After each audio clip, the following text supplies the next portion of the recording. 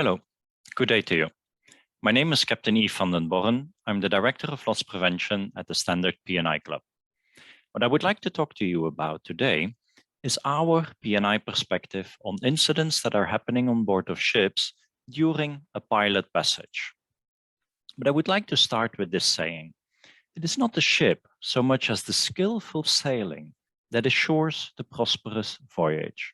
What this means is that it is really the crew on board who need to be properly trained, who need to have the right resources, the right support in order to make the passage a success. And I would like to start by going through some of the claim statistics that the international group of P&I clubs, all 13 P&I clubs together, these are some statistics over the last 5-6 years that the pool has seen. What you can see from here are that the majority of the claims that we see at pool level are related to navigation. 74 claims in the last 5-6 year period were navigation related, either collisions, fixed and floating objects, or drownings. That's over half of all the number of pool claims that we've had in that period. It's more than 66% of the value of all the pool claims that we've had in that period. Just to show you the importance of navigation when it comes to the claims perspective. The IG did a study. They looked at claims over a period of 20 years. Any claim above $100,000 occurring on a vessel under pilotage. And last September, they published this report, a report on P&I claims involving vessels under pilotage.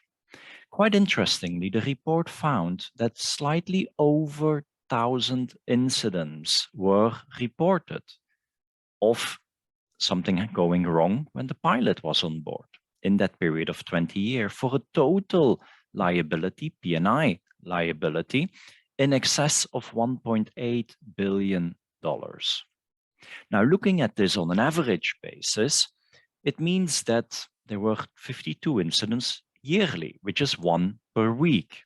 On an average value of the claim would be $1.7 million. Not that much if you look at the number of piloted passages that are being carried out on a daily or a weekly basis. So not that high in number, but certainly high in value. What were some of the observations that we see that contribute to these incidents that are happening on board while the pilot is there? We have seen that ships are getting bigger. Over the last number of years, container ships, car carriers, any kind of ship has increased in size, including the windage area that brings along with it. This means that it becomes a lot more difficult to maneuver that particular ship because the effects of the wind will be much bigger. It also means, and this is another point that was noted, the maneuverability at low speed of these bigger ships has decreased quite drastically. The ships need a higher minimum speed in order to maintain maneuverability, which means that under a pilot passage, they will need tug assistance a lot faster compared to smaller size ships, which are more maneuverable at low speed. Another item that we have seen is that the masters on board of these ships quite often have less experience on the particular ship type or sister ship, which means they do not necessarily have the same feeling, the same experience for the ship handling as they should be having. Quite often we find that when these bigger ships are approaching the bird, they are having excessive speed, contributing to incident or the risk of incident that goes up. We find that these ships are on very tight schedules. This leads to commercial pressure, not just on the master and the crew on board of the ship, but also on the pilot. The pilots are equally under pressure to get on to their next ship. When we know that human element is quite often an issue on any kind of incident that happens. But when we look in more detail at these navigational incidents during pilot passage, we find there often is a neglect of the basics of the bridge resource management. We find that the pilot passage is not being properly planned or not being properly understood by both the pilot and the bridge team. We find that there often is an issue with communication between the pilot and the bridge team. And of course, that's not easy with the big diversity of language that we have across the world where ships are trading. And sometimes there are cultural issues as well that makes it difficult for the bridge team to speak up or communicate effectively with the pilot. We find often that there is that not all available resources are being used properly or to their full potential during a pilot passage. There is often a lack of proper situational awareness by the bridge team. How often don't we see that once the pilot is on board, the master has this hands-off approach and says, okay, pilot, here's the con, do what you want.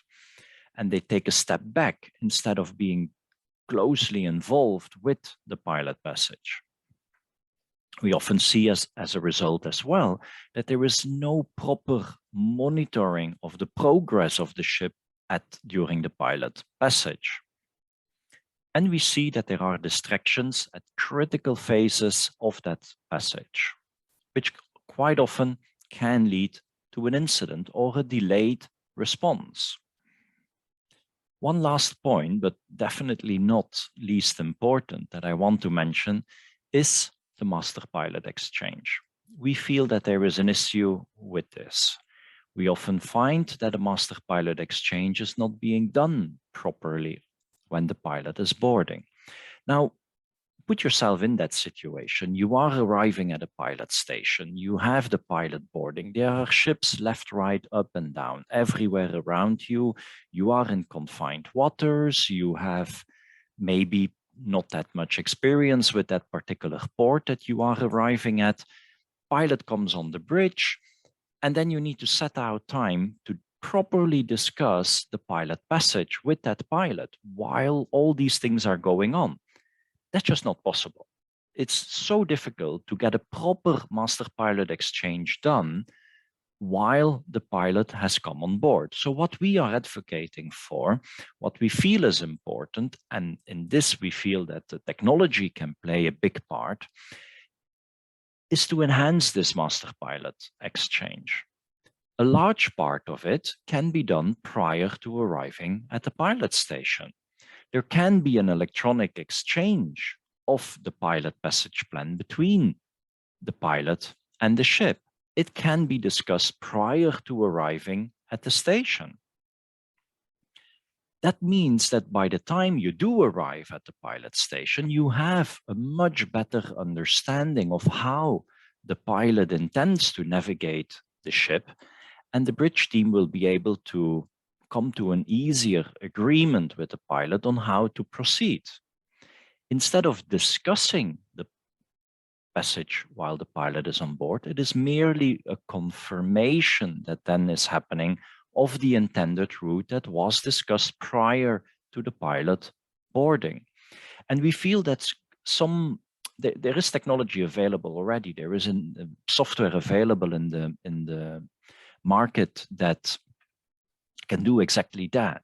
And I think this is an important part that the industry needs to look at. This year we carried out a project with one of our major blue chip members. We looked at their navigation claims. We looked in detail at the causation of these claims, on the various findings of the investigation. And what we came to a conclusion that even the best managed companies with the best resources available, with a perfect safety management system in place, even those companies are still having problems with safe navigation.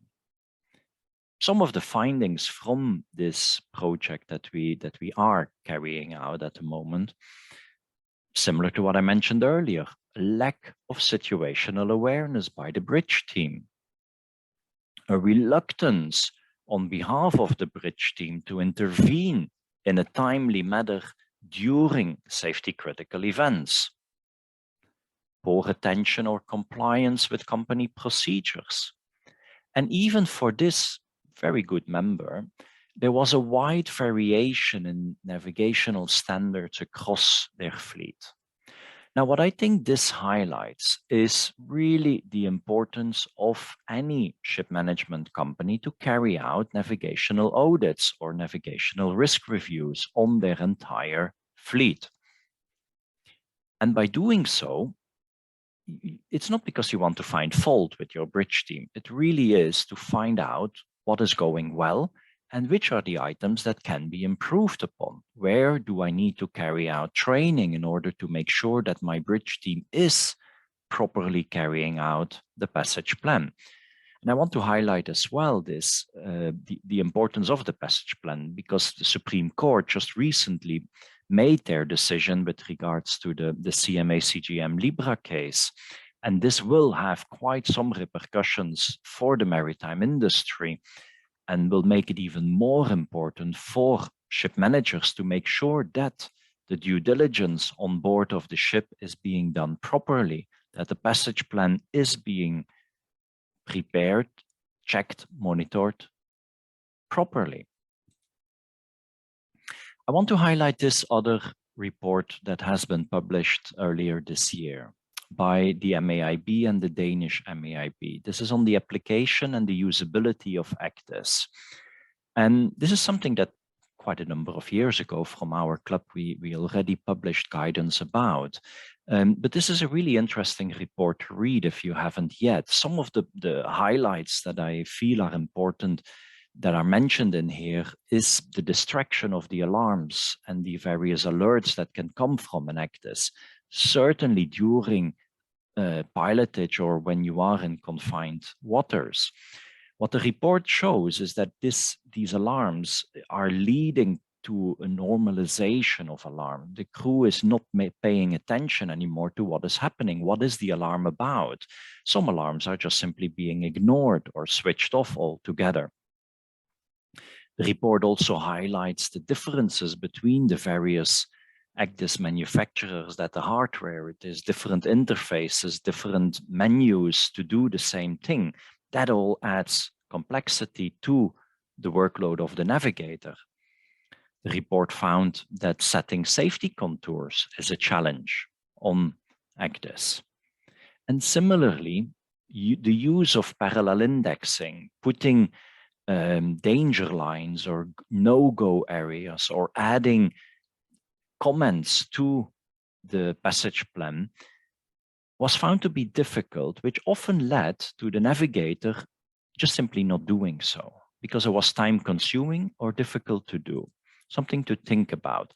So the two main recommendations that I really want to make from this presentation is that the master pilot exchange need to change. It needs to be enhanced. Technology needs to be used in order to make this better so that some part of the exchange can be done prior to the ship arriving at the pilot station, prior to the pilot coming on board. I want to stress the importance of the navigational risk reviews. And again, don't do this when the ship is alongside, or even if you want to use a VDR and review the recording, that does not have the same, it's better than nothing, but it does not have the same effect as doing a navigational audit during a sailing voyage. Again, during these nav audits, it is important to check the bridge team interaction and to verify the proper implementation of the passage plan. In conclusion, We've seen that navigation-related claims are very high in number, and the costs are really high to the industry. In our experience, most of this is attributed to poor standards of watchkeeping, and certainly during the piloted phase of the voyage, it is important to have more vigilance by the bridge team. I want to stress again the importance of the master pilot exchange that needs to be improved and modernized. And the navigational risk reviews need to be done properly. I'm going to leave you with this saying: the superior seaman uses his superior skills to avoid those situations where these superior skills are needed. Thank you very much.